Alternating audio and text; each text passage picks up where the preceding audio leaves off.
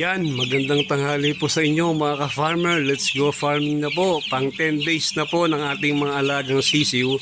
Kaninang umaga po nagtimbang po ko sa kanila. May na nagtumitimbang na po ng 280 to 300 grams. Meron din po naiiwan mga 250 grams yung medyo maliliit. Last week po, ang ginawa lang sa kanila, puro prevention at saka pagbibigay po ng vaccine. Kaya medyo stress po sila. Ngayon after 3 days po na medyo nakabawi sila, nakita ko kung gaano sila kabilis makapag-gain ng timbang nung nagbibigay na po tayo sa kanila ng vitamins at saka mga supplement. Kita mo yung gana nila sa pagkain, nadagdagan, kaya ang bilis nila makapag-gain ng timbang. So far po, ito po yung isa sa pinakamainit na araw kasi habang sa kanilang cycle, kasi po parang nasa 30 degrees na. Ngayon, ganitong oras po, mainit po talaga. Pero kita ko naman, yung hingal nila na yan, kapag sila po in-divide na sa tig 25 pieces per layer, madaling-madali na po yan, hindi na sila mahihirapan. Pero siguro mga mga 3 days pa, bago tayo natin mapaghiwa-hiwalay yung mga yan. Kasi 100 per layer pa po sila ngayon. Yung 100 layer, 100 po sa kabila. Di ba 300 heads po lahat-lahat sila. Isa rin po kagandahan sa ganitong klaseng kulungan sa cage type. Yun nga po, hindi madali pong kontrolin yung init nila.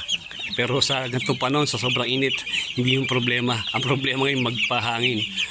Ang pwede pong solusyon dito, maglagay po ng electric fan. Pero kaya pa naman po, kaya pinababayaan ko lang silang ganyan. Ang maganda po, kanila pong mga balahibo yung magaganda, malilinis. Hindi gaya nung nasa malaking kulungan sila na madungi sila tignan. Kaya maganda po yung balahibo nila. Kita nyo yung tindig nila, pati yung laki nila. Mas ano po ito, lalo kapag tag-ulan, mas masarap pong mag-alaga sa ganitong klaseng kulungan. Hindi ganong kainit, hindi nyo maging problema init, madaling solusyonan yung lamig. 10 days pa lang po yung mga yan, pero kita nyo naman, ang ganda ng mga timbang nila, pati yung size nila. Hopefully po, kapag ganito po yung kanilang kain at yung kanilang kondisyon, baka mas maaga pa sa 28 days makapag-harvest na po tayo. Kasi lalakas na po nilang kumain, nagsisimula na po silang sumagad sa kain. Laging puno yung butsi nila. Basta pag ganitong age po nila, bantayin nyo palagi yung kanilang kainan, pati yung painuman. Huwag na huwag pong mawawala ng tubig. Kasi po, mainit po ang panahon. Pwede kayong magbigay ng dextrose powder para mabawasan yung stress nila kapag ganitong mainit. At yung tubig po nila ay dapat sa maghapon ay palit. Makadalawang palit man lang kayo para yung dumi na naiiwan sa painuman ay nalilinis. Kung sakasakaling meron mang sakit na dumapo sa kanila, hindi po ganun kabilis kumalat. Tipid-tipid tayo, wala pong kuryente, pero may isang option pag hinihingal po sila at ganitong klaseng kulungan, pwede po kayong maglagay ng electric fan. Lalo po kung ang lugar niyo ay medyo may sarado, o baga may mga nakaharang na building, may nakaharang na bahay, pwede yung gamitan ng electric fan para magdagdag sa inyong ventilasyon para di po sila masyadong hingalin. Ang mortality po kahapon may nakuha kong isa, tsaka isa po ngayon. Kasi po, nakita ko naman ang dahilan ng pagkamatay nila yung sobrang init. Ito po yung isa sa sisyo ng magandang timbang. Tignan nyo, ganda ng katawan, laki ng paa.